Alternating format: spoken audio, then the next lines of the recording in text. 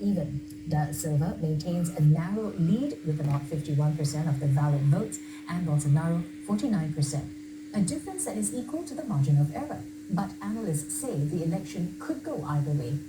Most polls suggest Da Silva is the slight favorite to come back for a third term, but Bolsonaro outperformed opinion polls in the first round vote earlier this month.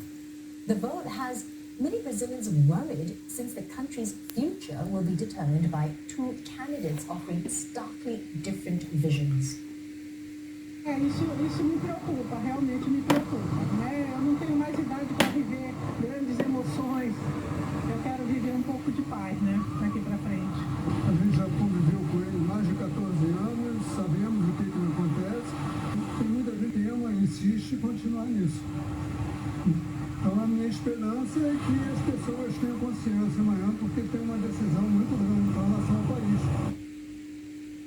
Bolsonaro win would keep Brazil along the same conservative pro-business path.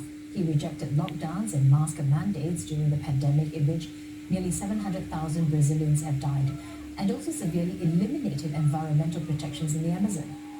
Former President Da Silva has promised to once again help Brazil's most vulnerable citizens, as well as crack down on illegal deforestation. But many Brazilians still tie him to the wide corruption scandals that rocked his Workers' Party. What is at stake in Brazil is something far more important than just the leadership of the country. It will determine the planet's future. Whoever wins will inherit control over more than half of the Amazon rainforest and, by extension, determine the conditions for future life on Earth. Brazil's presidential election on October 30th could determine the fate of the Amazon jungle, the world's largest rainforest. That's after deforestation soared in the past 4 years under right-wing President Jair Bolsonaro. He faces off against former President Luiz Inácio Lula da Silva, who has pledged to stop all Amazon destruction and act aggressively on climate change. Protecting the Amazon is vital to stopping catastrophic climate change because of the vast amount of climate-warming greenhouse gas it absorbs. Let's take a closer look at what's at stake. Bolsonaro took office at the start of 2019. Since then, he has pushed for more mining and commercial farming in the Amazon, saying it would develop the region economically and help to fight poverty. Bolsonaro has also weakened environmental enforcement agencies, cutting their budgets and staff.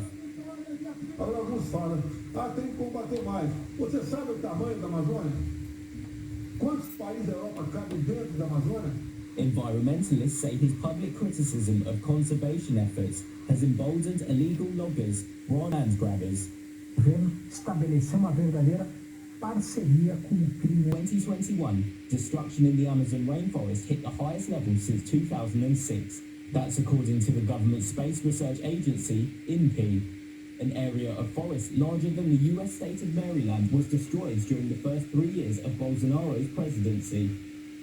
When Lula took office in 2003, levels of Amazon had created the Park Service Agency, ICMBio. By 2010, his last year in office, deforestation had fallen to near record lows. But the leftist former president also backed the massive Belamonte hydroelectric dam in the Amazon, which destroyed river habitats and displaced indigenous people. And deforestation began to creep up again under his hand-picked successor, ex-president Dilma Rousseff, who weakened some policies to favour development. Bolsonaro has said little about his environmental proposals should he win a second term. His policy platform emphasises that Brazilians have the right to develop natural resources in the Amazon. The campaign documents tout efforts by the military, police and other agencies to combat deforestation and forest fires. But data shows that under Bolsonaro they have failed to reduce the destruction. Meanwhile, Lula has vowed to bring deforestation to zero by rebuilding the government's environmental agencies.